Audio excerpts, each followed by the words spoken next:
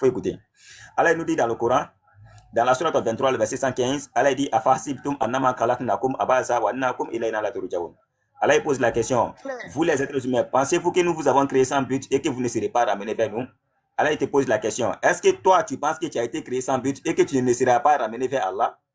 Tu as été créé pour quelque chose. Dieu ne t'a pas créé pour venir manger, dormir sur la terre seulement. Dieu ne t'a pas créé pour ça. Hein. Ok? Il nous pose la question, est-ce que vous pensez que moi, Allah, là, je vous ai créé sans but quoi? Ah, Dieu ne nous a pas créé cadeau. Hein? Il va nous donner le but maintenant de notre création. Dans la sourate 51, le verset 56, Allah dit Wama khalaqtul jinna wal insan illa liya'budun. Je n'ai créé les hommes et les djinns rien que pour mon adoration. Nous avons été créés dans le but de venir adorer Allah lui seul sans associé. Tu comprends?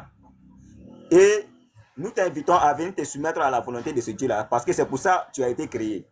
Et Dieu a envoyé beaucoup de messagers, Dieu a envoyé beaucoup de prophètes, plusieurs prophètes comme ça. Il y a récemment qui nous enseigne pour dire qu'il y a eu 124 000 prophètes par là, 313 ou bien 314 messagers. Et tous ces prophètes-là, ils sont venus inviter les peuples à venir se soumettre à la volonté de ce Dieu-là. Pour leur dire, vous êtes en train d'adorer les idoles et les fétiches et autres là. Dieu ne nous a pas créés pour ça. Ok? Nous, on a été envoyés par Dieu vers vous pour venir vous dire d'adorer ce Dieu unique là. C'est ce qui a été la mission de tous les prophètes. Tu vois un peu? Et en réalité, se soumettre à la volonté de Dieu là, c'est ce qui donne l'islam en réalité. Vous voyez, il y a plusieurs religions sur la terre. Il y a les religions qui sont nombreuses sur la terre. Ok? Mais parmi toutes ces religions-là, il n'y a pas un prophète qui est venu prêcher ça. Voilà pourquoi à chaque fois on sort pour venir sur les réseaux sociaux, on sort dans les rues pour dire, si tu es kémite là, Dieu ne reconnaît pas ça en réalité. Ok? Tu es judaïsant, tu pratiques le judaïsme là, on te dit, le prophète que tu dis tu es en train de suivre là, lui n'a jamais pratiqué ça. Tu dis tu es chrétien.